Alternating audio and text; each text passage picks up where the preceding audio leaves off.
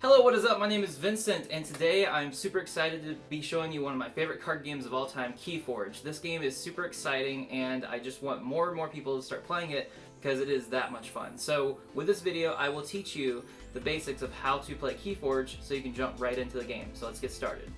So, to play KeyForge, you will need a deck for yourself and a deck for an opponent. You can each have one deck, or you can get multiple decks and choose which one you want. Decks are only around $10 a piece. They're very easy to get, and they come with everything you need to play. So all you need will be 2 decks, and then preferably some dice or some counters in order to play the game. So we have these counters that you'll need for amber tokens to forge keys, and we have damage counters. You can use dice, pennies, coins, change, tokens, anything you can think of. If you didn't want to go with these standard decks, you can go with a 2-player starter set, which they have for each of their sets. I do recommend getting anything but the Call of the Archons starter set, because that one had some, we'll just say, some issues that they fixed later on. Call of the Archons is the first set, which is this one, which I recommend for just getting decks if you want to get started, because it's the first set. It's awesome. It's a classic, has tons of good cards. But if you want to go the 2-player route, then I recommend one of these 2. So that being said, you can jump into links in the description below for further help in some useful resources. But let's jump into the game. So every deck is completely randomized and unique. This one is called They Who Topples Gravity. It's the only one in the world with that name. On the other side, there is a card list of every single card that's in the deck. And one thing to keep these decks playable is that there's always going to be 3 houses, which are your factions, and 12 cards in each of your 3 houses. That way, every single deck is at least, consistent and playable.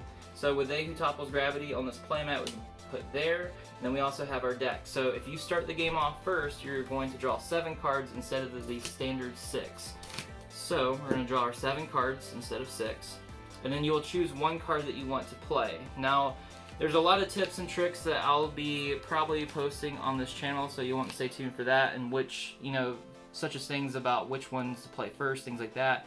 In this case, though, it's not going to matter, because I'm just going to show you how to play. You're going to choose one card from your hand, and you're going to put it into play. It's going to come in play used, which just basically means that you can't use it that turn, and you can only play one card from your hand if you're the one going first.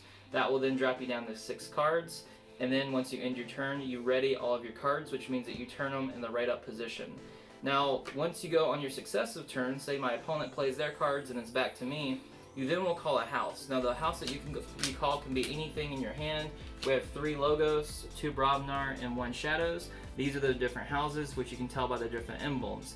Since we have 3 Logos, we're going to go ahead and go with that one, but that will mean that we won't be able to play Bad Penny, because Bad Penny is Shadows, like this card, so we can't use Bad Penny this turn if we're calling Logos.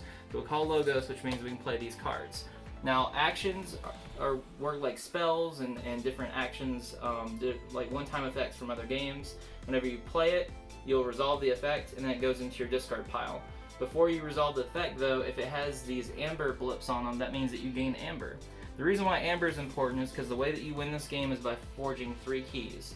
The way you forge keys is by acquiring 6 amber on top of a key, and then once it's your turn, before you do anything else, if you have 6 or more amber, you can use 6 amber to forge the key. Once you forge 3 keys, you win the game. There's going to be some cards that allow you to forge more than 1 key a turn. There are going to be some cards that allow you to forge keys more cheaply. There's going to be cards that your opponents can play that will skip your forge a key step or make it harder for you to forge keys. But once you forge 3 keys, you win the game. Now, an important thing to note about this game is you might have enough amber to forge multiple keys, but again, you can only forge 1 key unless you have a card that says otherwise. Key charge is a popular one, allowing you to forge a key by spending additional amber. Now, there is more to this game than simply gathering amber and forging keys, though. You also have your different creatures that you'll play, and they each have various attacks, and some of them even have armor. Now, if you see this little dash, that means that their armor is effectively 0. They have no armor. But whatever amount this is their health and their power. This is how much damage they will deal to an opponent. So, if during your turn you attack, you can actually choose whoever you want to attack by turning your guy sideways, and you'll deal that much damage. So if this guy attacks him, he's going to deal 3 damage, and then he will deal 6 damage back to him, killing this guy. So he'll be discarded. The damage stays on the characters even at the end of the turn. The damage will stay. There are various effects that can heal your different creatures that you have in play, so you can keep in mind with that.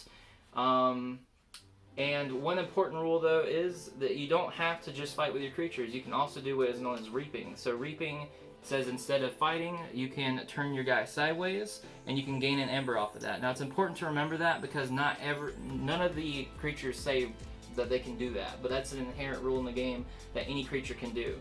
Some creatures even have bonus abilities. So this one, for example, says reap, archive a card. So that means that anytime you reap with him, not only do you get an amber, but you also get to archive a card.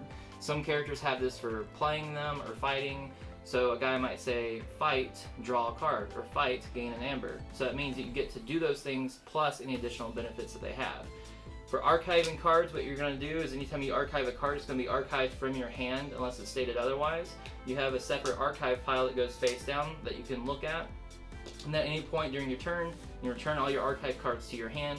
The reason for this is because as you're playing the game, your hand's going to start emptying out, and whenever you end your turn, you end it by drawing back up to a full hand of 6.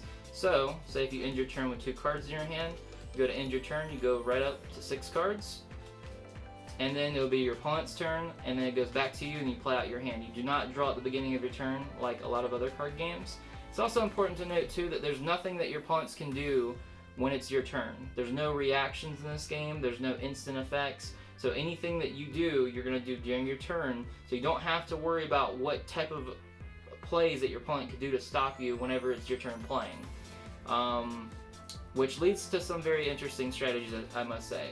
Also, there's no milling out or decking out in this game. Instead, if you run out of your deck, you'll simply reshuffle all of your discard cards back into your deck. And that's the basics of KeyForge. I think that this game is a lot of fun. Like I said, it's very easy. All you need is $10 for you, $10 for a friend, and go ahead and start going head to head. That's exactly how it was with these 2 decks, and I had a ton of fun, and I bit the bullet and bought way more KeyForge than maybe I needed to, but it was a ton of fun, and I do not regret it whatsoever. So, like I said, be sure to check out the links in the description below for more help. Keep an eye out for more tutorials and more advice from me. And be sure to like, comment, and subscribe. Let me know what you thought about the video and what you'd like to see in the future. Thank you so much, and stay awesome.